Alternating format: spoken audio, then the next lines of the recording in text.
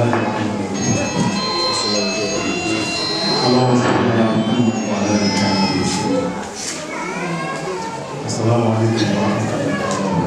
وعليكم السلام ورحمه الله وبركاته. Mungkin dua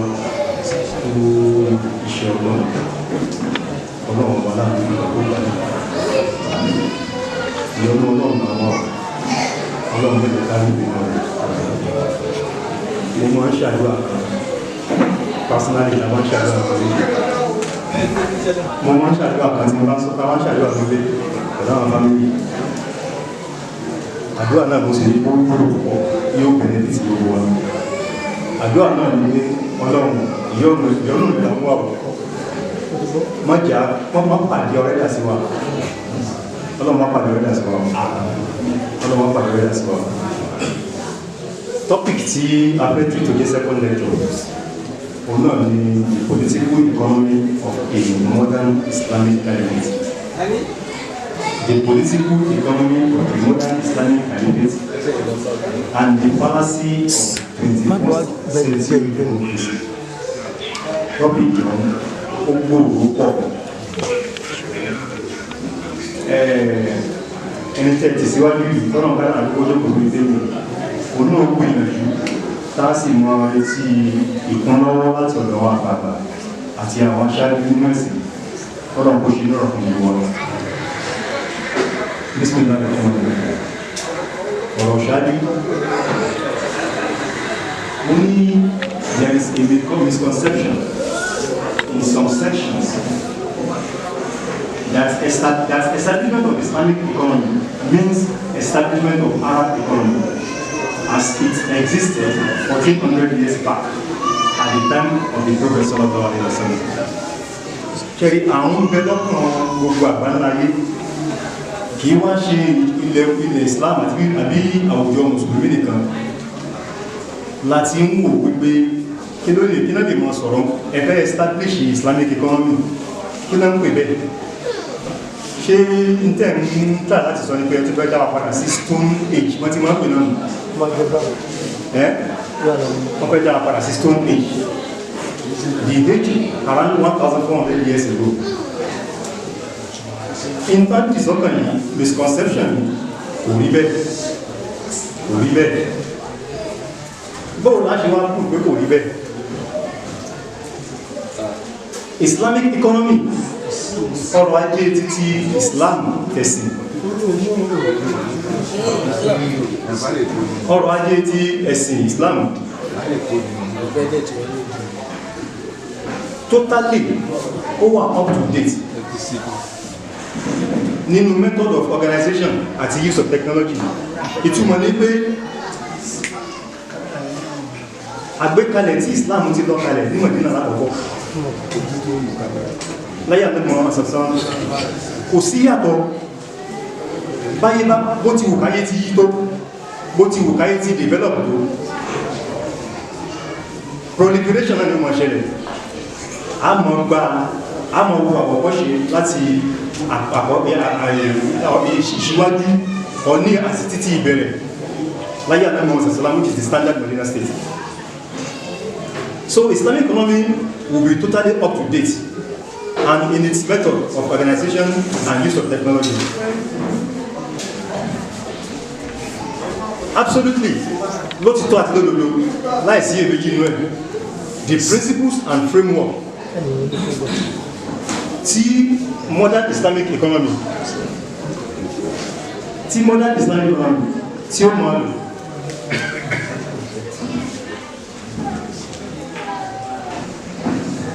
the principles and the framework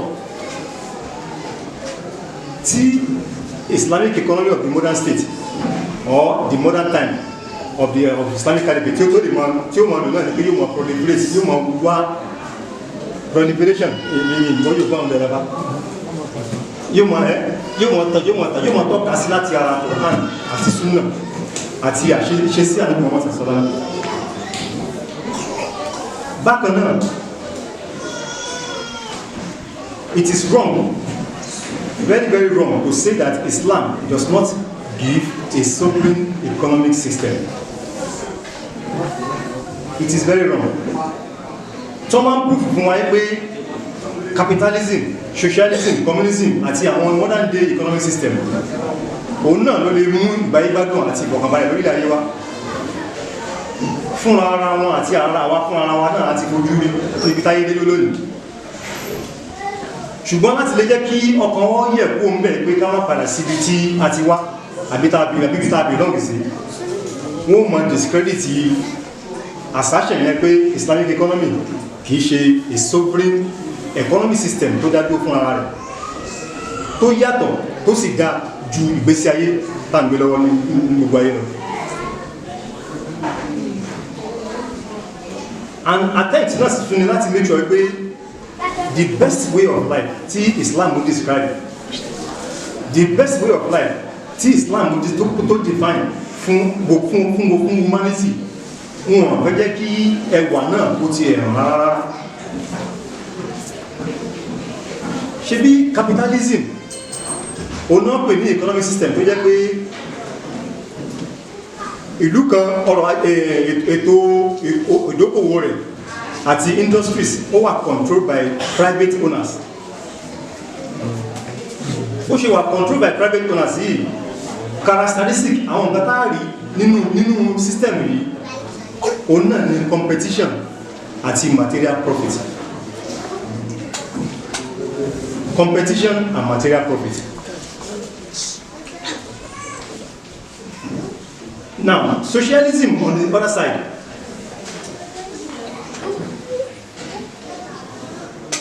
Socialism on the other side is a political and economic theory which asserts that a country's land, transport, natural resources and chief industries should typically be owned and controlled by the whole community or by the state, and that wealth should be equally distributed following the maxim from each according to capacity and to each according to his needs.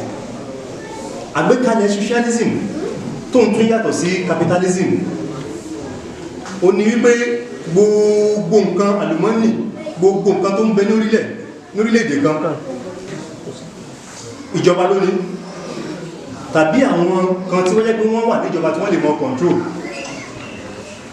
Wọ́n wá ṣe níbi wípé in tí oníkálùkù lè ní ojú wípé látara ìròrí wípé ibi tó bá ṣe mọ́ náà ni wà rí gbà mọ́, tó bá ṣe ìtàbára ipá ká mọ́ náà ni wà rí gbà. Lẹ́yìn bàtà tí wọ́n wo capitalism àti economic system láti mọ̀ pé gbogbo àníyàn capitalism tàbí economic system táwọn west tán ṣe láyé lóde lónìí ó dá lórí wípé báwo náà ṣe fẹ́ acquire wealth kan sì satisfy personal ego wọn. Islam, however, give us a much more comprehensive guidance in economic matters, such as prohibition of interest, compulsory level of zakat, free and fair market and enterprise, concern for the poor, distinction between halal and haram, consumption and production, and so on.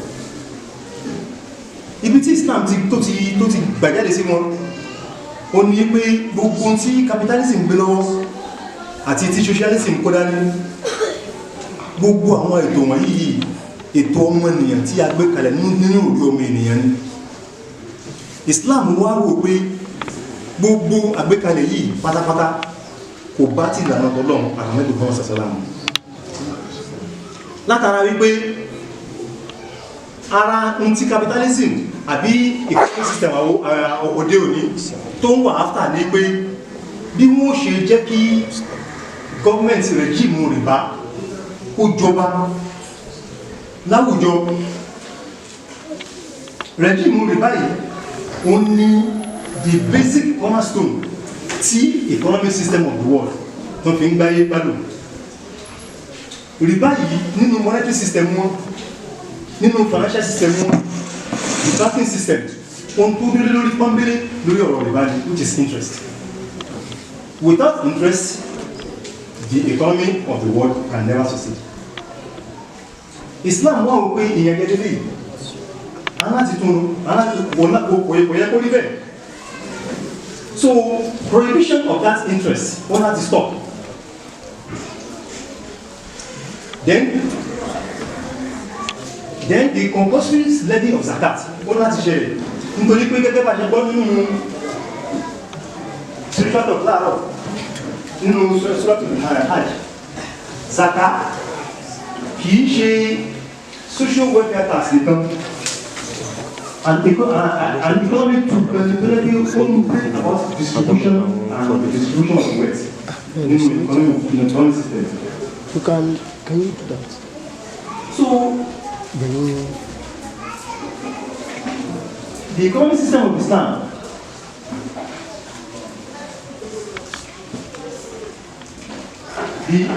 Islam bring about a comprehensive guidance in economic matters such as prohibition of interest, compulsory levy of zakat, free and fair market enterprise. Halal àti haram gbogbo ẹ̀ ní economic system Islam ló tẹ̀ láti ṣàlàyé fún wa. Fáwọn padà ní tabasimba lecture leader.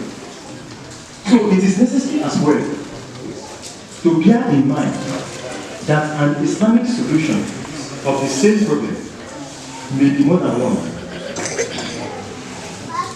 There can be alternative solutions or models for the same problem or issues. The difference can be quite acute in such sectors as land reform and the role of government in the economy. As long as the alternative solutions proposed by Islamic scholars through ijtihad are to remain within the explicit framework of the Quran and Sunnah, the alternative should be considered Islamically valid and legitimate. So the Medina standard established by the Prophet ﷺ and developed by the first model of Islamic development. So for us, so far as basic principles and values are concerned, this should always remain a reference point along with the Quran and the Sunnah. And we should always remember that the Prophet ﷺ freed the pre-Islamic Medina socio-cultural, political, economic Jahiliyyah as it will go on Islamic principles or practices. So as such, no one can say that what was allowed in the Medina political economy at that time is not permissible today, and what was not permitted at that time is permissible today. In fact, that's what we don't debate. Gbogbo ìgbìyànjú ètò ọrọ̀ ajé tó bá pàwò tá láti tí afẹ́ ṣàgbékalẹ̀ rẹ̀ kò sí ọ̀nà kankan tó fi lè yàtọ̀ fún àgbékalẹ̀ àkọ́kọ́ tí Rasulullah sallallahu alaihi wasallam ti gbékalẹ̀ tí àwọn kùlàfà ìrọ̀ṣẹ́dẹ̀ tí wọ́n sì develop tí wọ́n wọlé. So eléyìí náà ló mọ̀ jẹ́ reference point lórí gbogbo any other political analysis. Ọba fi sùúrù ti bẹ̀rẹ̀ ń bì. Ọyọ yẹ dákun àwọn ọmọ kéèkì tó wà lọ́dọ̀ yẹn. So introduction. I'm not define what the man is Islam. The man is from the Quran is Islam. And the definition the man will be. Àkọ́kọ́ tí definition tó mú wá bí tí Umar Shafra tó mú wá. Only Islamic economics is that branch of knowledge which helps realize human welfare through an allocation and distribution of scarce resources that is in conformity with Islamic teachings without unduly covering individual freedom or creating macroeconomic and ecological imbalances. Omar that was every Islamic economy branch in Makani tó jẹ́ kí a realize ìjẹ́ ọmọ ènìyàn látara ohun tí wọ́n ní, ohun tí wọ́n kó jọ, ìwọ̀nba tí wọ́n ní tí wọ́n sì ń lò fún ìgbáyégbádùn tí wọ́n tó wà ní ìbámu pẹ̀lú àkọsílẹ̀ àti ìlànà Islam, Quran àti hadith Ànábì Muhammad sallallahu alaihi wasallam. Number 2, Muhammad Akram Khan, only Islamic economics aims at the study of human falah achieved by organizing the resources of the earth on the basis of cooperation and participation. Bákan náà, Nepatullah Siddiq, only Islamic economics, wọ́n làwọn fojú wo nípa pé the Muslim thinkers response to the economic challenges of their time. So in this endeavor, they are aided by the Quran and the Sunnah as well as reason and experience.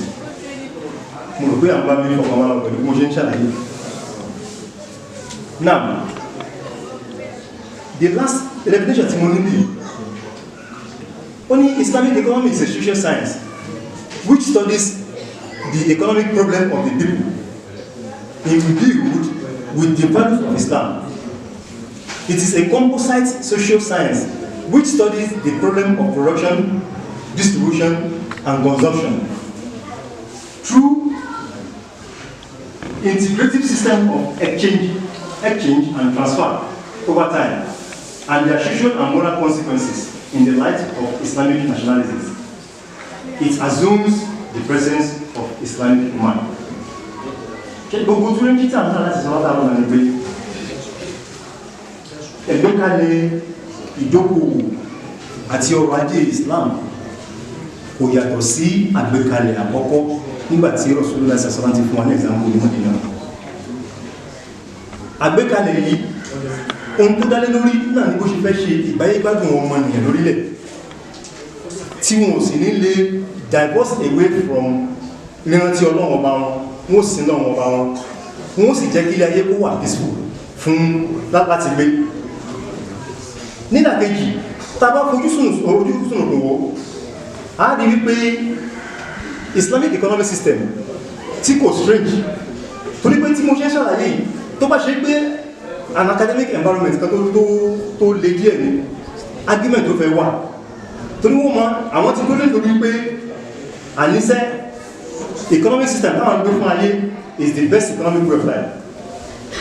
So secularism ìròrí tí wọ́n ìgbékalẹ̀ tí wọ́n òun náà jẹ́ kí ayé ó máa bá lọ bẹ́ẹ̀. Ayé fẹ́ ayé pọ̀ àwọn ṣe níṣe wípé capitalism àparò kan ó ga jù àparò kan lọ ní o tó bá ti strike tó mọ́ dodge tó lè gbogbo wà rí owó tó bá rí wà ní wealth. The rich will become very, very rich while the poor will become permanently poor. In the sense that our riches here, all the wealthiest, àwọn náà new form the political class tí wọ́n máa rule. They will rule to an extent tó jẹ́ pé oppression ó máa ṣẹlẹ̀ lórílẹ̀ gẹ́gẹ́ bá ṣe ń rí láyé lónìí.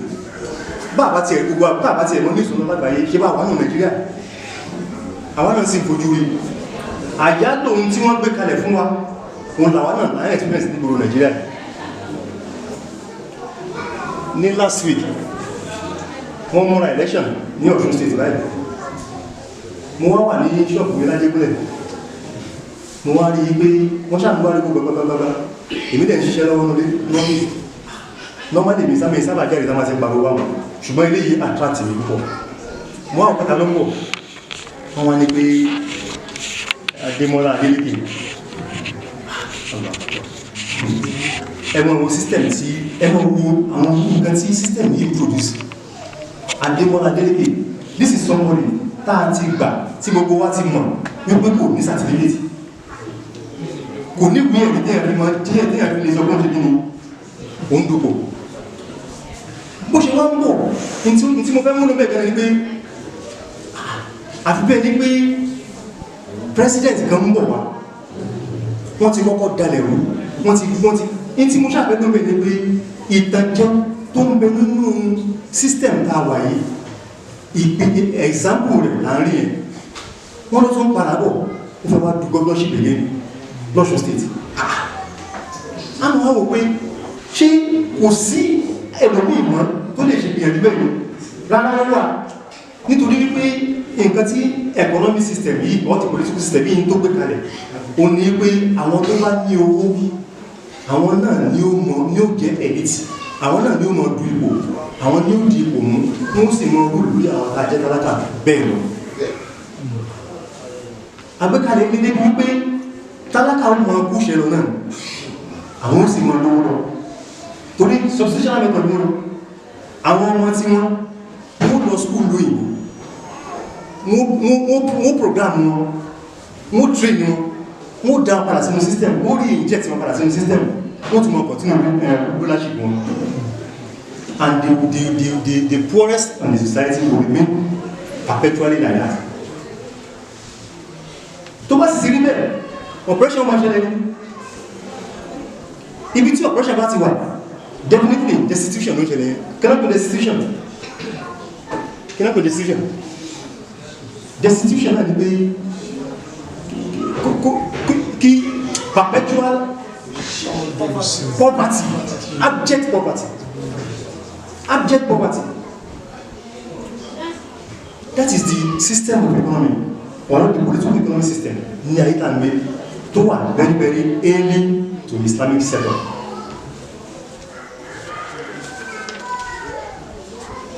Now, what are the goals and values of Islamic economics? Kí ni àkòrí àti ẹ̀ṣọ́ tí Islamic economics tó gbé fún wa? Wọ́n pọ̀ níbi. Àkọ́kọ́ tí mo kọ́kọ́ mú bí náà ní pé economic well-being within the framework of the moral norm of Islam. Ṣẹ̀rí ọlọ́pọ̀ dára sáyé. Wallahi, Ar-Rahman Ar-Rahim náà ní pẹ̀lú. Ọlọ́run bá dá orílẹ̀ láti jẹ́ wípé kí ọmọ ẹ̀dá kan wá sìn kan mọ̀ kan sìn. Bọ́lá àìpọ́ pé à ń sin Ọlọ́run ìṣẹ̀mí wa ìgbáyébádùn wa ó jẹ́ Ọlọ́run bá lọ́wọ́ púpọ̀. Ọlọ́run bá fẹ́ jẹ́ kí ìgbésí ayé ìgbáyébádùn wa ó wà as peaceful as any other thing. So the economic system tí Islam wá establish ó dá lórí eléyìí tó jẹ́ pé ó wà direct in opposite to the economic system of the Kufru society. Tó wá níyẹn tí wọ́n ní pé ìgbáyébádùn ṣe bí bùjẹ́bùdá lónìí tàbá inject $100 billion sínú economy, it is only 10% of it or 5% lẹ́yìn arábò lẹ́nà inú yóò ti fẹ́ ṣíjò pé àrówó náà, and that is the system of the PDP or the political system in Nigeria. They will just give little inú wọ́n dùn àrùgbá owó ń bẹ à ń gbádùn and ìgbádùn ọ̀gá náà òun dàbí sí kò sí kankan ìtàjẹ́lógún. So ẹ̀ṣọ́ or ẹwà Islamic economy ní pé ó target man ọmọ ènìyàn torí pé ọmọ ènìyàn tó wà lórílẹ̀ yìí àwọn olórí Ọlọ́run bá ní Ọlọ́run bá dáwà sórílẹ̀ láti wá jíyàwó ṣùgbọ́n láti wá sí láti fi lè mọ́ Ọlọ́run bá ní.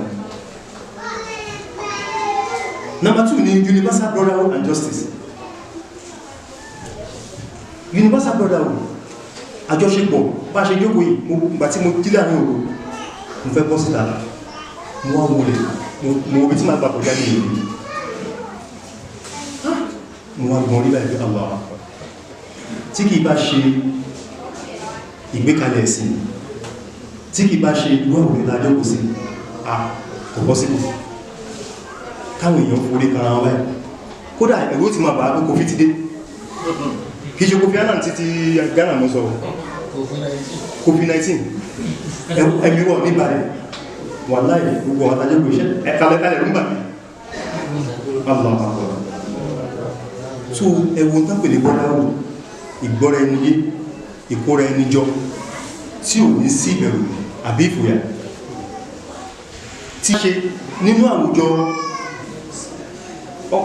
ọrọ̀ ajé títí Islam. Àwọn tó bá ní owó tí wọ́n invest tí wọ́n lámì láká tí wọ́n wà well to do in the economy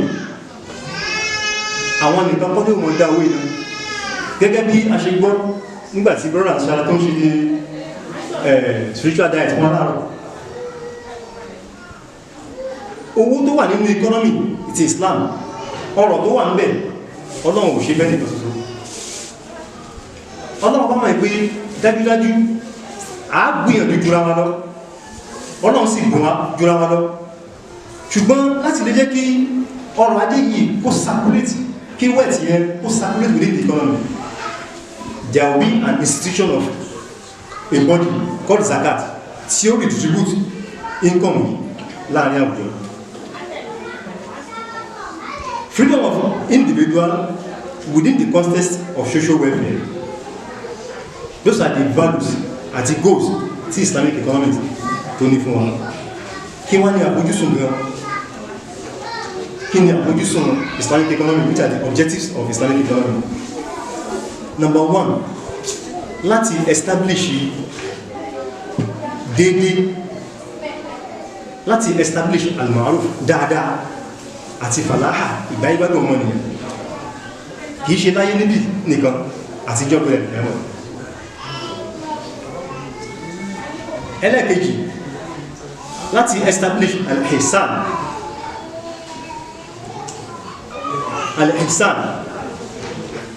dáadáa ṣíṣe.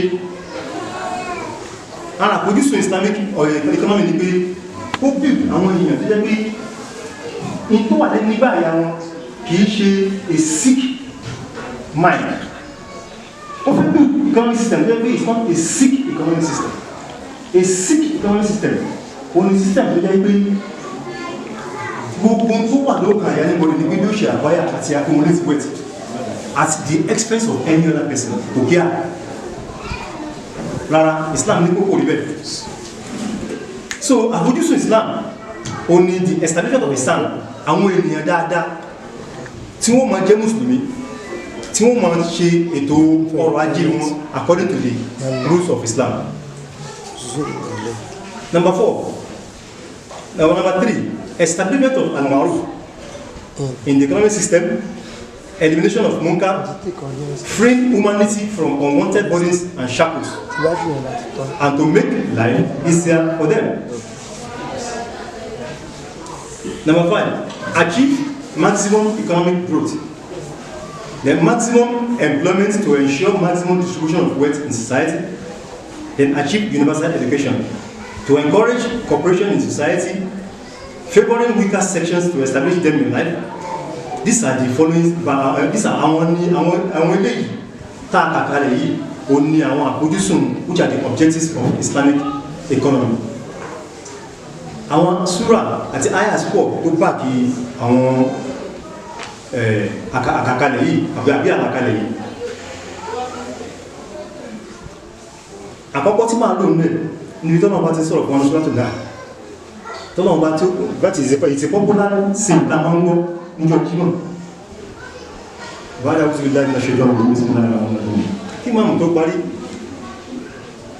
inna Allaha ya'muru bil 'adli wal ihsan inna Allaha ya'muru bil 'adli wal ihsan.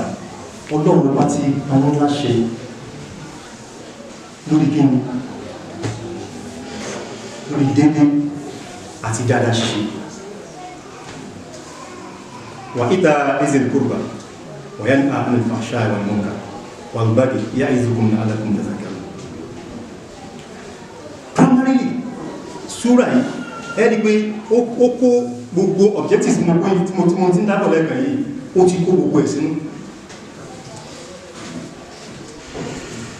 Èròǹgbà Quran àbí Ọlọ́run bá tó dá wa sáyé náà ni pé àwùjọ tẹ́ ti fẹ́ mọ́ operate tẹ́mọ̀ govern ara yìí tẹ́mọ̀ ṣe ọrọ̀ ajé kó mọ́ bẹ lórí pé kí ni o bil adl látara dédé ṣe tá a bá ṣe dédé láàrin ara wa. Èmi ò nílò wípé ọjà tó yẹ kí n tà ní 50,000 naira mo wá wò pé ṣe bí capitalist economy náà mo lè ta ní 100,000 naira and that is exactly what is happening now in Nigeria. The value of naira is so weak, so bad, that when you buy $530 in the black market, in the dollar. This is super. On the dollar,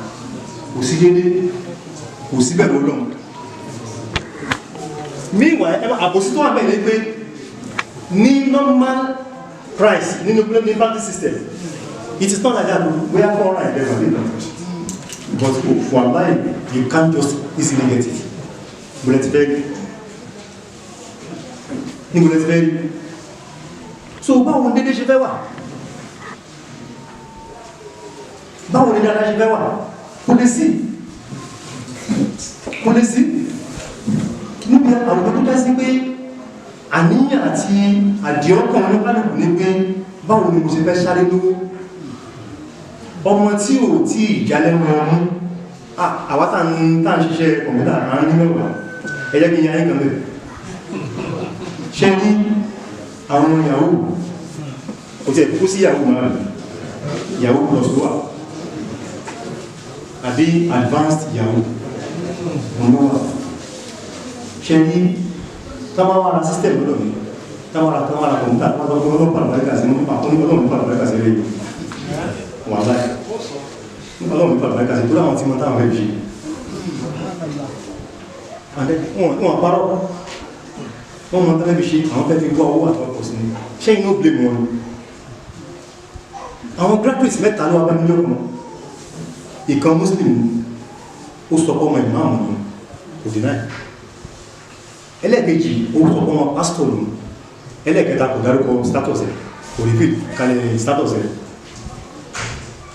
ọwọ́n sọ ẹgbẹ́ ọmọ ìmáàmù ni wọ́n oníkódà àwọn ọ̀bọ̀ dárúkọ ẹ̀lọ́ṣọ́ gómi mo ní mọ́ wùlẹ̀ dárúkọ rẹ̀ nítorí wípé they are graduates nítòótọ́ the system wọ́n ti jáde yìí ó produce wọn tòótọ́ wọ́n kàwé ṣùgbọ́n kí náà ṣe èmi ò justify ìyàwó but ẹ̀ẹ́rí pé àwọn wọ́n try láti wá gbogbo means of livelihood àti survival fún ara wọn at all costs at the expense of anything tó wà lè ṣẹlẹ̀ gbogbo àwọn ọlọ́mọdé tí wọ́n ń gbò lílò ní rẹ̀ àwọn iléeṣẹ́ wọn ni ẹ̀ tán bá ti lè mú wọn báyìí àwọn ọmọ yẹn wọ́n dédé ìrìn tán bá ti mú wọn wà láì wọ́n rí build medicines fún mi wọ́n sọ ọlọ́kadà tó gbé wọn wá nígbàtí wọ́n gbówó wọ́n wá ìsànfẹ́ sanwó in fact àti gbówó lọ wọ́n mọ́ dẹ́rù gbàmí nígbàmí ma ní kọ́ṣe transfer torí wípé ọkàn wọn wà so hard wọ́n wà strong hearted wọn kíá torí pé ẹni tó bá ti lè ń ṣe ẹbọ tó ń gbé ẹbọ sóríta tó ń pààyàn tí tẹ́ni ìyòjọ́ lójú ẹ̀mí rẹ̀ ó di kò sí tí ò lè ṣe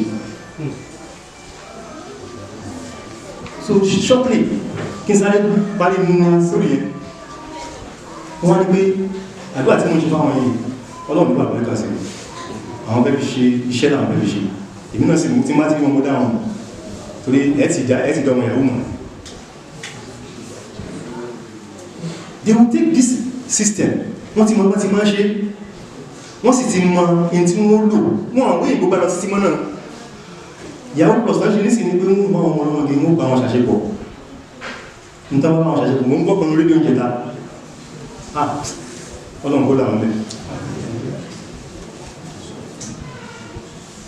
the aim of the Islamic economy tí Quran sọ fún wa náà ni pé láti establish dédé justice tí Islam fẹ́ tó fẹ́ establish as against injustice ní ṣe ní injustice tó wà láyé kò sẹ́ni tí ò mọ́ láàrin wa kódà tó wáyé pé rí academic sitting lára ní àròyìn máa pọ̀ díẹ̀ torí a láti convince wọn pé injustice wà lórí ayé ẹjẹ́ kí n fi lẹ́sà pọ̀ tẹ́ bá mọ ọ̀nà tí dọ́là fi gbà wáyé tó fi become a paper money dọ́là tàn náà ọ̀nà tó gbà wáyé burúkú ṣe mọ̀ pé láyé nínú ìsẹ̀sẹ̀lá Ànábì wá láti wá establish free and fair market economic system. Ṣùgbọ́n àwọn kèfèrí yìí wọ́n rò pé táwọn bá wọ́n mọ̀ ní òbíṣẹ́ fún wọ́n mọ̀ pé táwọn bá fayé sílẹ̀ bẹ́ẹ̀ kò ní sí pé nìkan ní ó mọ̀ rúlẹ̀ nìkan. Àwọn dẹ̀ fẹ́ establish pé àwọn agadu ara lọ.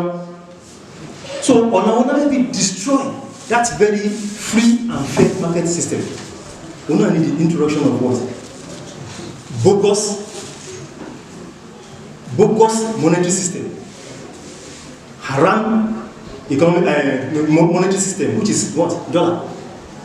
Láyé àti sàlám, in tó common náà ni pé gold dinar àti kíni àti silver dirham.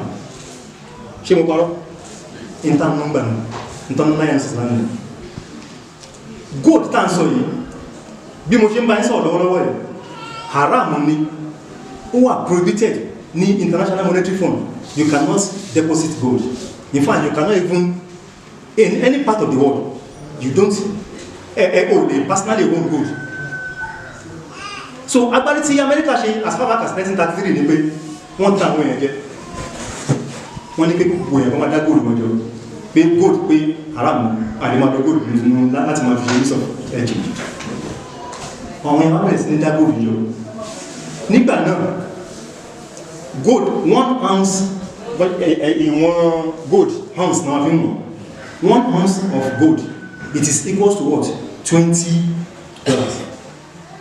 Or ó wà redeemable with what?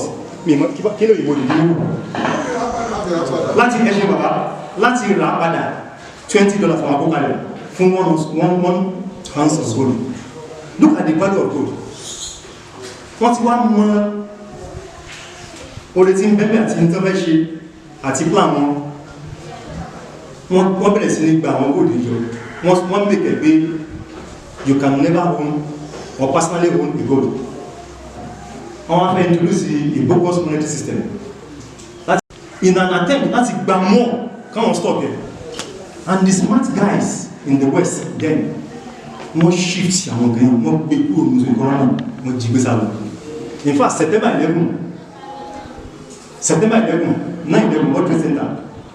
Irọ́ ni o, wàláhì irọ́ ni World Trade Center. 9/11 òní 11 àdé, wàláhì òní lọ́jọ́ òní ní 2001. Rọ́pò kàwà, orúkú lọ pátápátá ni. Ṣé ní lábẹ́ the basement, ṣe basement náà pé, abẹ́ pátápátá ní World Trade Center, deposits of you can look, kò sẹ́ni tó mọ iye. A volume of gold was deposited under the ground.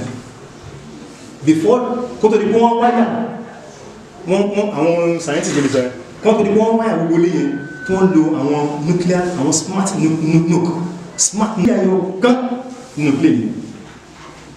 But àwọn suicide bomber, ó náà mọ̀ ṣe bí Boko Haram yẹn, Boko Haram, ọmọ tó wọ explosive belt, tó bọ́ sínú ọjà, ṣe wọ́n ti program bẹ́ẹ̀ ni, ló fi lọ ṣe tó ṣe. Wọ́n sì ti jẹ́ kó bí i tó bá ti rí bá wọn ní sílẹ̀ ọ̀tí kó àjọ́nà street ni. So they did the same thing. Wọ́n kàn lè lú àwọn orúkọ tí kò exist or àwọn prisoners tó yẹ wọ́n ti execute ní Saudi jail. They just name them. That's why they pay list of Saudis ló wọ́n bombing. And before then, gbogbo àwọn Israelis àti Israeli installations àti investment wọ́n bẹ̀rẹ̀ wọ́n ti kókó. So gold yìí nígbà tí wọ́n bá deposit yìí wọ́n jí kúrò nínú rẹ̀. So it became a scarce commodity. Wọ́n wá increase the level rẹ̀, wọ́n wá increase the price. From there, ó kàn tó ń ṣe 35. Bí wọ́n ṣe systematically jí gold tí wọ́n pẹ́jẹ́ kó wà available gẹ́gẹ́ bí ó ṣe wà ní nípìlẹ̀ dinar àti dirham, wọ́n systematically jí kúrò láwùjọ. Wọ́n wá introduce a bogus monetary system, paper, don't pay the dollar. That is the more reasonable dollar. Bí pàṣẹ lè ṣe bó ṣe lágbára tó, kò kí ń ṣe means of exchange lọ títí ní stock market lágbàáyé dọ́là ni o. Tó bá bẹ́ẹ̀ exchange owó, tó bá bẹ́ẹ̀ make transaction ní sí, àwọn àtàwọn ọ̀rọ̀ àgbẹ̀ ní AliExpress. Dọ́là máa lò. Tó bá bẹ́ẹ̀ transfer owó sọ́mọ̀ rẹ̀ ń lóyìn, dọ́là máa lò. Tó bá bẹ́ẹ̀ ṣe LinkedIn, dollar value, you quote in dollar. wọ́n wá fi yẹn and wallahi that is the only thing tó kù fún America wallahi rọ́bù kàwá ohun tó kù nìyẹn and ó sì ti ń já lọ náà torí ìgbésẹ̀ tí China àti Russia ń gbé dọ́là yẹn very soon kò ní jẹ́ nǹkan kan and that empire will now totally come ní ìsinmi láì àwọn daí làwọn kọ àwọn láì wọn daí làwọn kan àwọn ọmọ Ọlọ́run ẹ ṣe bàbá náà. ẹ̀dàpọ̀ ìjà ohun tó ń sọlẹ̀ ẹgbẹ̀yìn.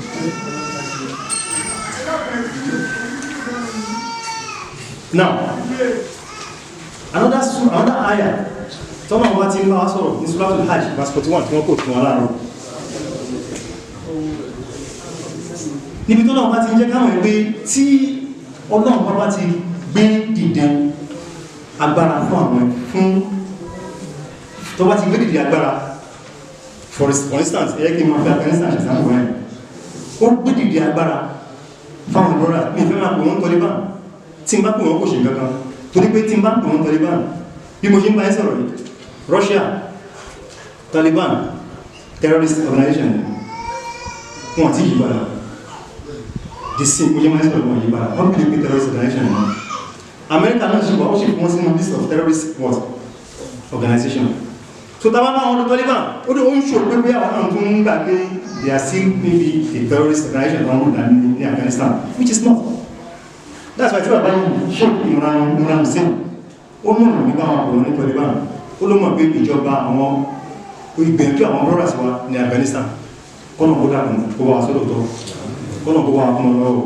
àwọn gbìyànjú kẹ́rí ìgbìyànjú tó ń ṣe máa padà sórí sí ayà tí máa ṣe tán ìgbìyànjú tó ń ṣe ó dùn Amẹ́ríkà àti gbogbo àwọn èèyàn àti àwọn West ní ilé pé àwọn aláìmọ̀ tí wọ́n mẹ́rin in fact it's a shock to the world that's the best word mo lè fi describe a shock ló jẹ́ fún wọn torí pé 20 years tí kì bá ṣe pé fallacy náà it is just fallacy ìtànjẹ ìtúnijẹ ẹbí di an economy or a country fún 20 years nation building yẹn tẹ́ ń pariwo ẹbí di military wọn fún 20 years and that military and that political establishment ó crumble down in just a week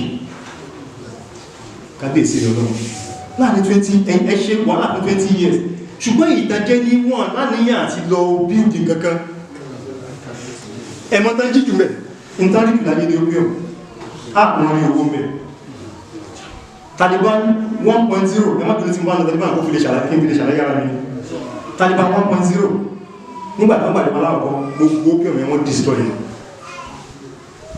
nígbàtí ò bá ti kò bá náà tó wà ní ìsọ̀rọ̀ wọ́n destroy in fact bá Amẹ́ríkà ṣe padà dé ní 2001 when you go to Afghanistan oh God the production of opium was skyrocketingly in fact in geometric rate no fi fò sókè arithmetic ní pé 1 2 3 geometric ní pé kẹ́ kó ma gap 4 10 6 4 3 5 kó ṣàmájọ́ nǹkan production wa pọ̀ ẹgbẹ́ ìdíkẹ́ kò náà pọ̀ and this are the company that wọ́n sọ pé wọ́n prohibit narcotics àti drug consumption it is a lie so mo ń ti àwọn fallacies sí democracy àti western system of government mo ń ti bọ́ mọ́rọ̀ kó lè yẹ wọ́n dáadáa torí kò ṣe é dáyàn rí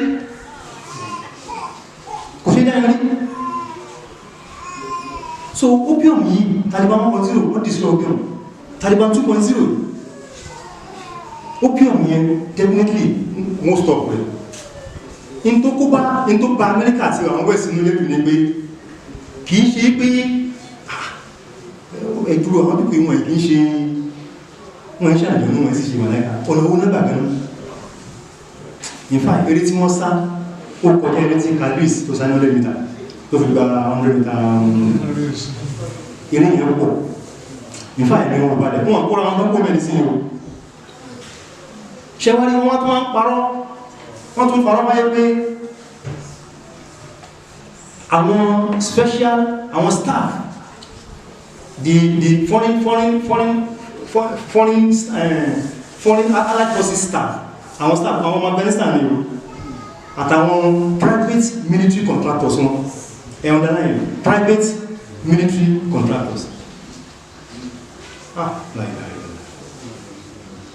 Àwọn náà bẹ́ẹ̀ kó orí kìíní ẹ̀bá wọn níjà Taliban fún wọn lára ṣùgbọ́n speed of light àwọn fi ń sábà fi ń wọ̀ ọlọ́run sì gbà fún wọn ṣe rí tí ọlọ́run ní ló kó máa bẹ lọ́wọ́ wọn nísìn Allahu Akbar. Islamic Republic of Iran bó ṣe wà advanced ní military capability tó wọ́n pè ní nìkan ní THAAD ẹgbẹ̀sí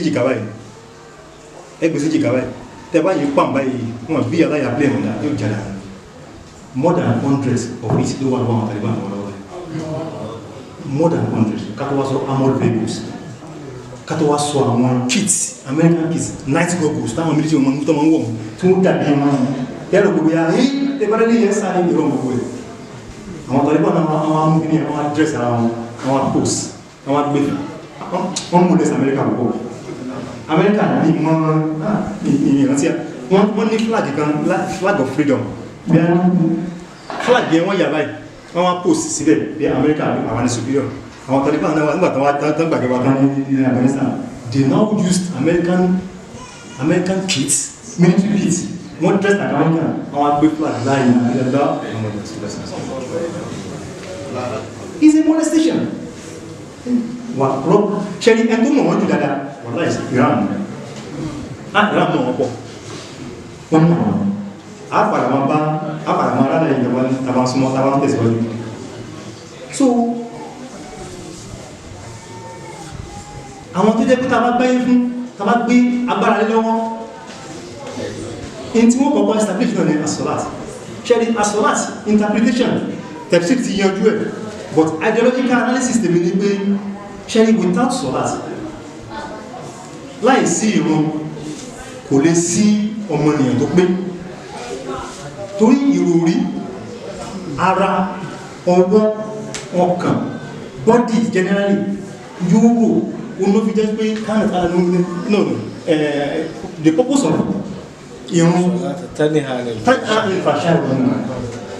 that is the purpose ideologically ní tó yẹ kó ṣe ní ló fi jẹ́ sí pé tá bá ti gbé agbára lé wọn lọ́wọ́ wọ́n establish salat because it is a spiritual realm or spiritual level kan tó jẹ́ pé ọmọ èèyàn ó tẹríba yóò rọ̀ tó bá ti rọ̀ yóò lè mọ́ wọ́n wà bí wọ́n ṣe erase bí wọ́n ṣe rí díkù àlúnkà àti alfasha lórílẹ̀ wọ́n erase ẹ̀ pátápátá and that is the purpose so àwọn àyà sí wọ́n pọ̀ láti lè save time a máa rí nínú scrolling inú wọ́n pọ̀ so mo fẹ́ jump straight lọ sí the principles of Islamic economic system the principles of Islamic economic system àlàkalẹ̀ ní principles kí ni àwọn àlàkalẹ̀ Islamic economic system this number one the sole purpose is to obey Allah and please Allah ní gbogbo economic guidelines wa kò sẹ́ntí ò gbogbo anáà lábúgbà sí gbogbo ọjá tí wọ́n sọ ọmọ ìwé ìdákùn olùwọ́n lè tú ní bí mo ṣe fẹ́ nínú ọkàn mi ṣùgbọ́n mo lè kọ́ ní ara tó bá tán ṣe bá tán ṣe fún wa náà nìyẹn ẹ̀mí tó máa yẹ rẹ̀ ara tó bá tán ṣe fún wa náà àwọn wá dictionary meaning Yorùbá dictionary meaning principle lánàá èmi àti Ibrahim lọ́yà wà láì àti ti wà láì Yorùbá sí kákàtí ẹ̀ fún wa ní kákùn kí n ṣàtẹ̀ ní ọmọ ṣàlàyé ara ní Yorùbá ní àkóbá tó kọ́kọ́ wa ní ẹgbẹ́ lábẹ́ṣẹ́ sí ìlànà àbí àlàkalẹ̀ ẹ̀ṣẹ́ so àkọ́kọ́ ẹ̀ o ní pé láti jẹ́ kí ọmọ ènìyàn ó gba Ọlọ́run ọba gbọ́ kó tẹ̀lé tọ́lọ́run ọba kó sì mọ̀ ṣe tọ́lọ́run ọba ṣe mọ̀ pé tàbá establish economic system tí bí Ọlọ́run ọba àtàlẹ́bì rẹ̀ ṣe gbé kalẹ̀ a lè yẹra wá jẹ́ torí pé àgbékalẹ̀ yẹn gan kò fi àyélẹ̀ fún ìyàn jẹ kò fàyè kalẹ̀ fún ìyàn jẹ bóò ló ṣe wọ́n fẹ́ ṣe tiẹ̀ ẹni tó bá ṣe rẹ̀ nínú Islamic system yóò di mímú òun náà tiẹ̀ nílè ṣe nítorí pé òun gan náà Ọlọ́run ọba ti rọ ẹ̀mí ẹ̀ bá a ṣe wáyé gẹ́gẹ́ bí àmì òṣèṣọ́ lánàá àmì òṣèṣọ́ sí lánàá ẹ̀rí bá a ṣe wáyé ní mìíràn lájẹ́ fúnra wa kò rọrùn láti ṣe abúrúdà ní ara bí o ṣó rọrùn kò rọrùn wọn náà sì níjó rọrùn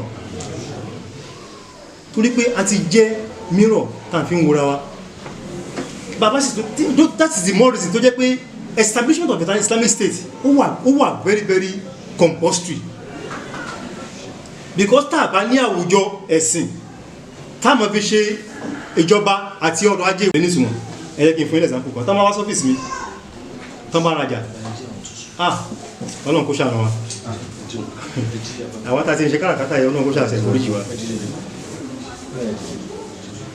torí Yorùbá sọ pé òkùnkùn oníkùnkùn nínú mọ̀mọ́nú òkùnkùn oníkùnkùn nínú mọ̀mọ́nú torí pé tán bá rajà wọ́n sọ fún yí pé receipt tàwà gbà yìí ẹjà wá ní o ma já receipt wá àti fà madam ó sú èmi fúnra mi agbọ́dọ̀ pọ́lọ́ fúnra wa àbòsí ò dáa tọ́mà ní ká kọ́ wọn nígbà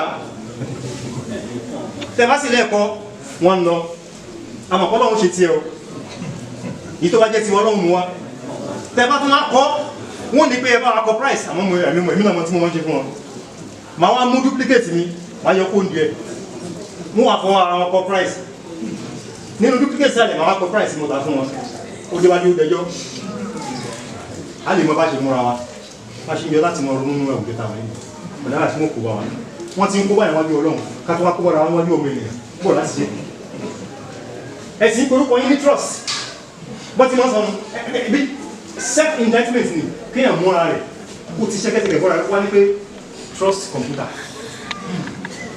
ẹ̀mọ̀ kó ti dáná ó dáná tá máa ti dá kó tàtàkùtà tàbí kó ṣe aburú kan ó fẹ́ èsì pẹ́ ẹ̀fí pé àyín trust ìyẹn aláìdá ìyẹn bara rẹ̀ jẹ́ ó bẹ̀sì jẹ́ ó tún wá tó bá kí ìlọ́run sí tó bá wọ́n dá kó wọ́n bá rẹ̀ so number one principle náà ni pé purpose ní kéka láti òbí Ọlọ́run láti kí Ọlọ́run nínú gbogbo àlámọ̀rí ọ̀rọ̀ ajé wa.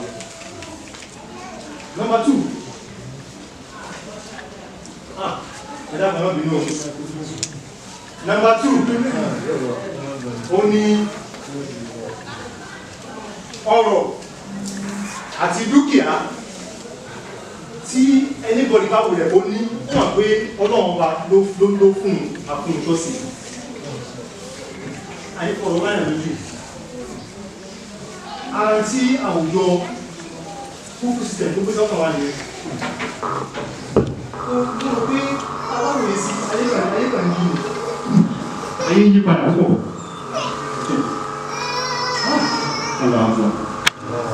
àwọn aṣíwájú ọkọ̀lọ́pọ̀ bá wà nígbẹ̀kùn ọlọ́pọ̀ bá wà ṣe wọ́n pẹ̀lẹ̀pẹ̀ àwọn tó ti lọ ọlọ́pọ̀ bá wà kò ní ṣe wọ́n Dr. Muhammad Bukari ẹ̀mọ̀ ìlú wọ́n ti gbé ní èkó yẹ kan ti ní ìdáni 20 wọ́n ti kọ́ wọ́n kàn pọ̀ wọ́n lórí personal property ìlú ìlú ìdí omi máa wà mẹ́wàá ní ìdí ẹ̀yọ̀ ọ̀pọ̀ tẹ́lẹ̀ ọ̀nà ẹ̀rọ jẹ́ ní ọkọ̀ fún ẹ̀ ilé ìyẹ̀kò bí láṣìírí ni àṣírí òdé jù ní orí and that is it because nǹkan wọn ọ̀nà ṣàmùwà the wealth and the asset in their forms they are given by Allah and they are trust àfúnṣọ́ ní látọ̀dọ̀ lọ́wọ́ nǹkan bàbá fún ìyànjọ́ gẹ́gẹ́ bí ọmọ gẹ́gẹ́ bí ìyàwó kódà ara wa gan fúnra wa ṣẹ̀ǹpá àpọ̀rọ̀ lọ́nà òkú àsìkọ̀rọ̀ ṣe ní ṣekúṣe àwọn àkàbí ọlọ́run ànílì ìlú ọlọ́run. The moral values and guiding factors for all economic activities. Moral values and guiding factors. Then number 4, human dignity and respect of labor. Maximum freedom of economic activity within a just framework. equitable distribution of wealth and income, and discipline private partner ownership. So èyí tó ṣe àlàkalẹ̀ tó múmúlẹ̀ mímí jù òun náà ni the principle of al-adl wal-ihsan. ṣe rí tabari principle yìí tẹ́yìn bá rí interpret dáadáa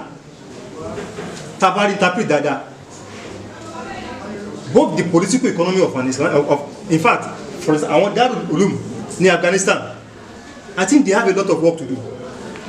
wọ́n níṣẹ́ ṣe púpọ̀ torí recognition of the Taliban government gan kò tí ì wáyé báyìí,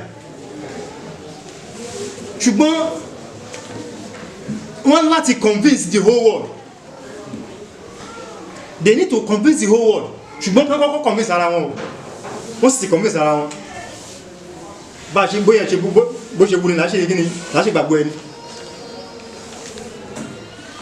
The principle of adlu, justice, just àti ihsan wọ́n láti really establish rẹ̀ láti jẹ́ kí the Emirate of Afghanistan to work well.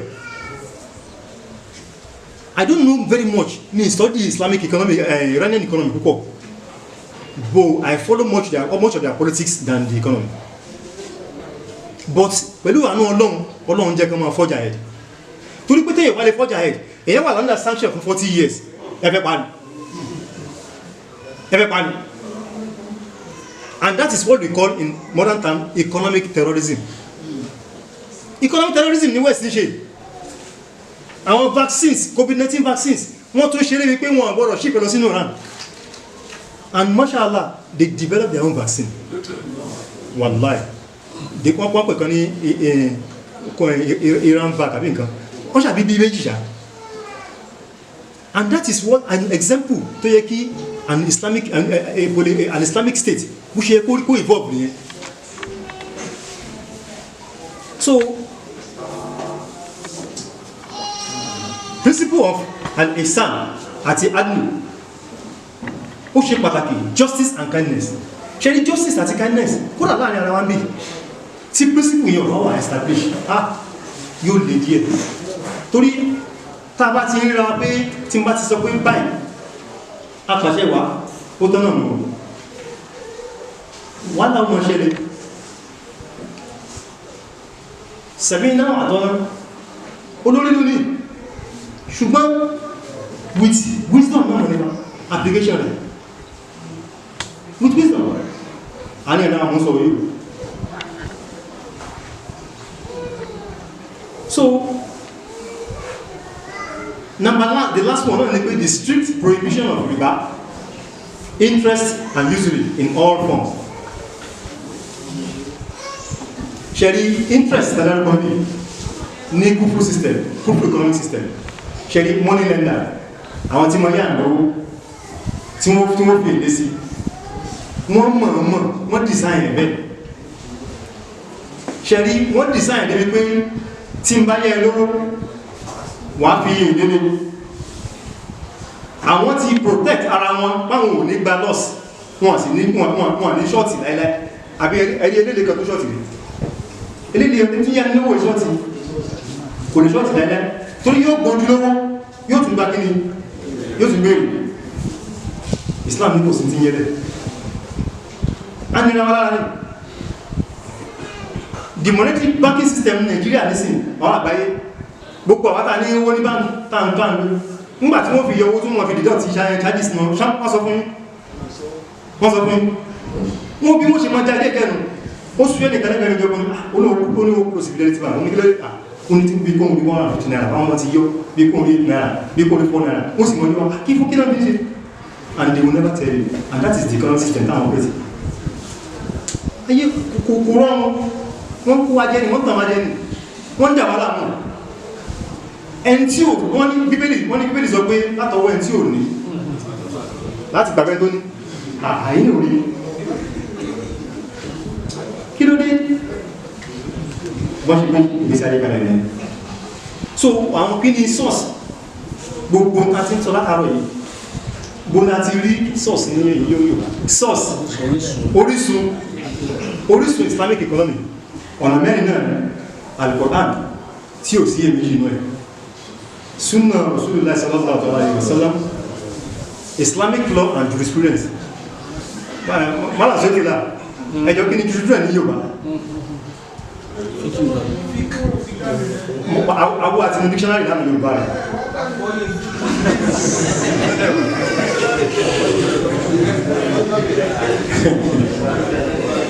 So our sources mẹ́rẹ̀ẹ̀rin Al-Qur'an, the Sunnah of Rasulullah sallallahu alaihi wasallam, Islamic law and jurisprudence, àti data to relate to my economic life. Those are the sources of Islamic economy.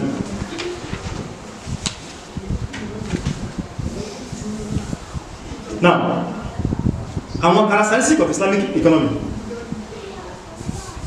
Number one, economic growth. Economic growth as regards achieving maximum. We can point out that Islam did not allow any owner to keep his agricultural land uncultivated for a long time. So Islam has encouraged cultivation of barren land by anybody who could do so. Like Umar ibn Abdulaziz, he directed his governors to list all uncultivated state lands to anybody who could cultivate against even 1/10 share of the crop.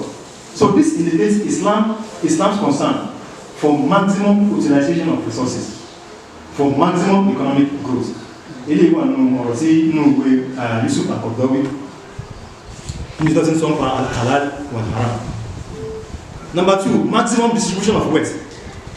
Islam has also encourages maximum distribution of wealth as against concentration of wealth lower among few.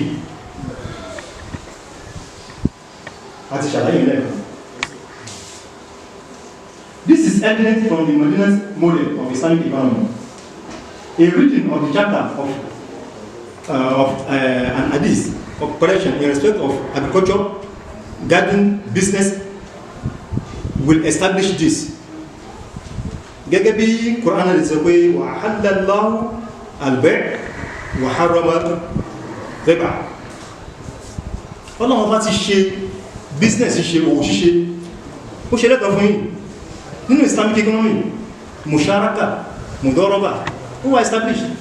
Musharaka mo lọ́pọ̀lọ́ business mo lè ṣe bọ̀dá mi náà lọ́pọ̀lọ́ ọmọ ìyá mi náà lọ́pọ̀lọ́ business àlọ́ akọ́rọ̀jọ papọ̀ partnership afọ́jà rẹ̀ risk one way torí pé a business will never become a business in Islam and people taking it for undertake risk. The risk can be loss. That is musharaka. Mudaraba ni pé ẹ̀yin ní èmi lówó ṣùgbọ́n àmì Yorùbá ní business acumen ọmọ ọ̀pọ̀lọpọ̀ business pọ̀ fún wọn mo wá pé owó tèmi mo contribute. So in the level of an Islamic system, mudaraba ọmọ dúró gẹ́gẹ́ bí a stock exchange or stock market tó jẹ́ pé individual yóò contribute. Ó lè má jẹ́ active partner, ó lè má jẹ́ active, ó lè má active in business ni ṣùgbọ́n yóò mọ rí èrè tẹ́lẹ̀ bá dé Thomas in the north fún your share àgbékalẹ̀ Islamic economy. Then free and fair market economy. Islam allows economy to cooperate friendly according to the market forces. Ẹ̀yẹ́ kí n bọ́ sí pàtó ẹ̀dá subhanallah Allah.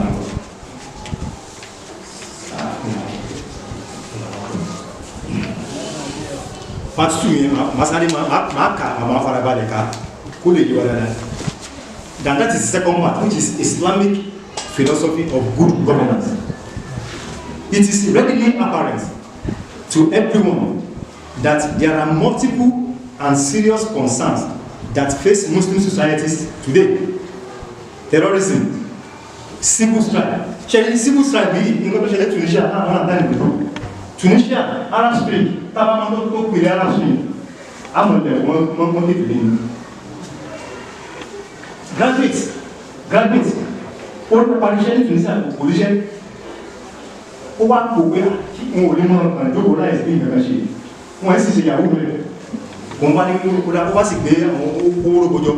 ó sì ń kiri láàrin títí ó dó sẹ́kítírì àgbọn àwọn ọlọ́pàá rí wọn nígbà kò right láti máa ṣe gbogbo ẹ̀ kò right ó di wàhálà máa yé látara ó protest ó sì da petrol sílẹ̀ ó sì sunra rẹ̀ náà sísun tó sunra rẹ̀ náà yẹn òun ló fa àwọn aráàlú tó fi dìde pé ẹ̀rọ lélẹ̀ òun ló fa ara spring òun ló spread ní Libya òun ló wà ní Syria àti Syria tí ó ti pọ̀ bẹ̀rẹ̀.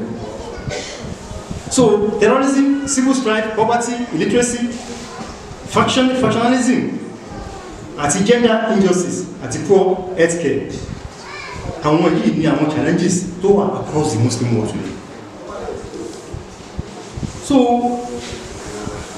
a simple definition of good governance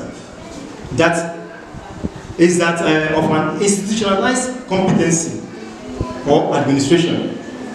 An institution leading to a simple definition of good governance is that of an institutionalized competency of administration, an institution leading to efficient resources allocation and of efficient accountable institution.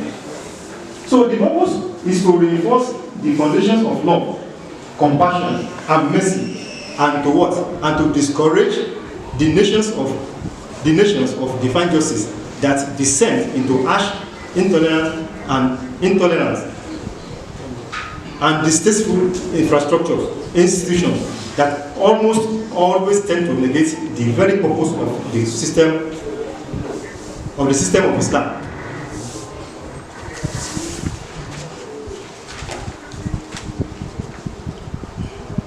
So al-ihsan,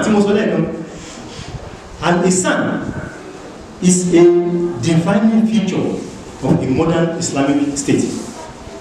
A leading feature that emphasizes love and self-effacement and do not tolerate such huge differences in wealth, leading to acute deprivation on one hand and colossal incomes on the other. So the above quality underlines the importance of the Muslim Al-Muhsin in the development of modern Islamic state. Al-Muhsin builds a society's character and use that to develop fair and equitable policy. So in summary, let me summarize it. Principle of Al-Adl àti Al-Ihsan ó ṣe pàtàkì nínú establishment of a modern Islamic state. Torí pé eléyìí irinṣẹ́ ńlá ni tí ó jẹ́ kí nǹkan lọ bó ṣe yẹ kó lọ láti lè rí ọ̀nà Ọlọ́run kí ìgbà ìgbàgbà àwọn èèyàn náà ó sì lè rọrùn. So àwọn ìgbẹ̀gbẹ̀kalẹ̀ ẹ̀sìn àwọn Islamic jurists wọ́n radically láti ṣiṣẹ́ lórí the market and Islamic ethical governance for a successful and standard evolution of modern state caliphate. So Muslim scholars, in their seasoned and dynamic research, they have looked at Malaysia, for instance. Malaysia àti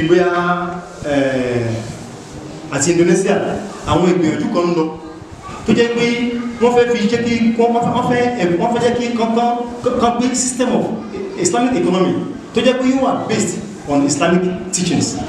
Though àwọn nǹkan wọ̀nyí bí pàtẹ́ ẹ̀mà pọ̀ ti ṣọ́ bí ẹ̀mà pọ̀ ti kọ́nà náà ni the best model náà ní pé kéèyàn ṣe kí ni o kí aráàlú kan jára wọn gbà kí Islam ó jọba láti gbé àwọn èèyàn dìde. And example tààrí ní Afghanistan is a very good and clear example tó jẹ́ pé ó tó ní àwòkọ́ṣe ọ̀nà púpà fáwọn náà.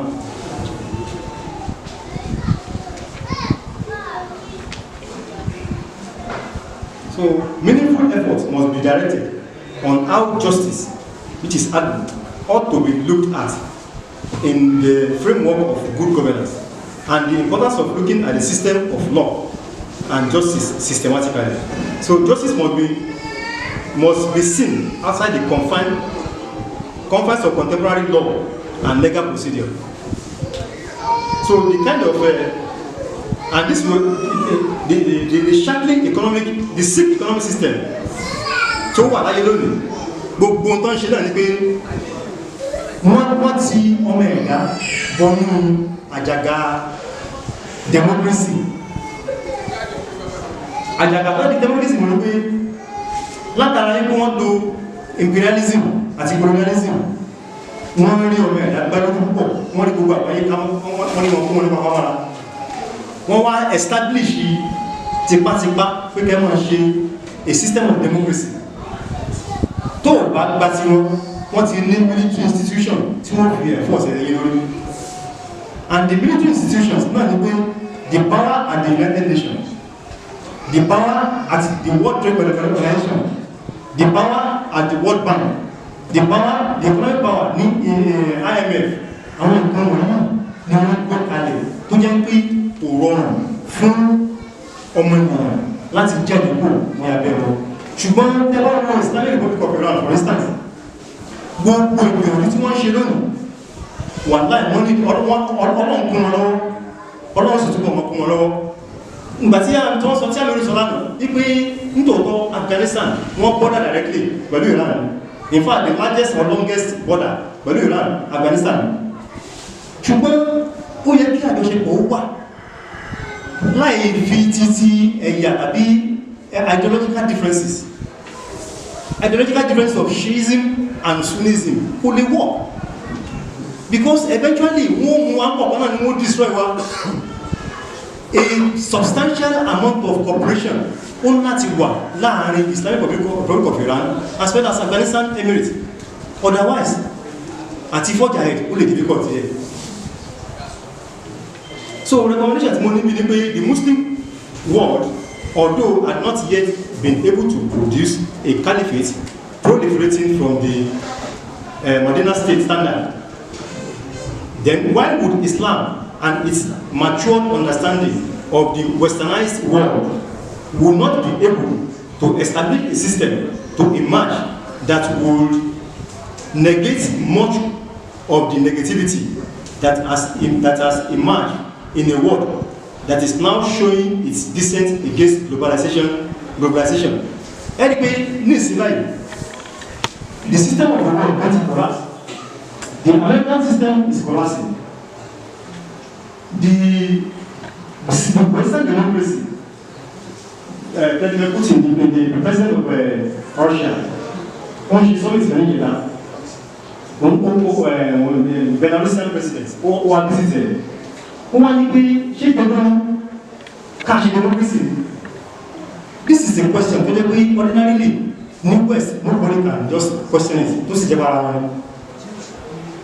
democracy, open the moral, the political and moral value West will not be the democracy. Ìgbésí ayé tí wọ́n, ìgbésí ayé ìṣiṣẹ́ àti ọrọ̀ ajé wọn òun náà gbé kalẹ̀ fún wa náà impose láwọn èèyàn lórí tán pè democracy.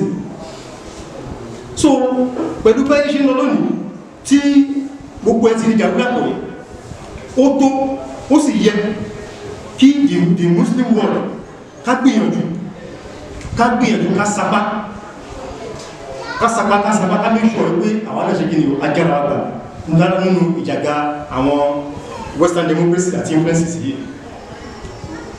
Ẹ wo this issue of COVID-19 biological warfare ni o biological warfare láàrin àwọn West òní COVID-19 kò kí ń ṣe natural pandemic in tí wọ́n jẹ́ mọ̀ ọgbọ́n láti gbé owó láti WHO àwọn pharmaceutical industries establishment wọ́n jí owó yìí owó tó jẹ́ pé ó yẹ kó jẹ́ fún gbogbo aráàlú tó wà lọ́dà United Nations wọ́n jí owó yìí wọ́n sì fi lò fún ìgbésí ayé tí wọ́n nìkan ìgbésí ayé ìtẹ̀jẹ́ tó wà nínú ọ̀dà democracy tí Islam ṣe ní tí ó lòdì sí. Mo rò pé Ọlọ́run láàrín ìlọ ó jẹ́ kí agbó àwẹ́ ọ̀bá tí mo lè ṣe àlàyé ní túnlẹ̀ ní Yorùbá yìí àwọn tó jẹ́ aṣọ́bí àti àwọn ọ̀rọ̀ ní òtùbá fi àṣíríkún ọ̀sọ̀látọ̀wọ̀sọ̀lá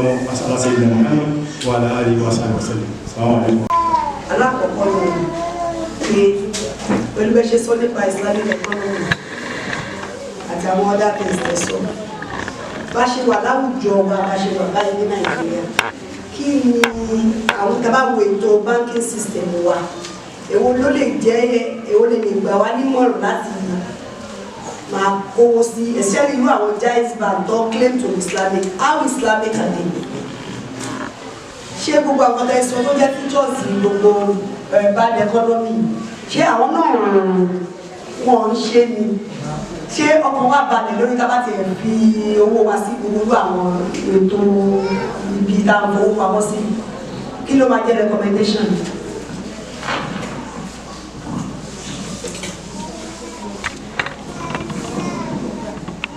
Ṣé rí lótìtọ́ àti lóòrò tí àbá tí sí ní àwùjọ ẹ̀sìn, àwùjọ tí Islam gbé kalẹ̀ nípa ètò ọrọ̀ ajé àti òṣèlú, ẹ̀mí wọn balẹ̀, ẹ̀mí wọn balẹ̀. Nítorí wípé inú àwùjọ láwọ̀ láti rò láti ń jí, láti sùn láti ń jí, àwa náà mọ àwọn hostile bí àwùjọ ìṣẹ́ wà fún ẹ̀sìn. The conventional banking system tó wà ní orí kò sí kankan tó ní pé ìrìn recommend pé ilé ìdíkàwà kó sí. The only one tó tún wà fair òun náà ní Jaiz àti ìlú tó ṣẹ̀ṣẹ̀ dé. Then the question is how Islamic ní Jaiz?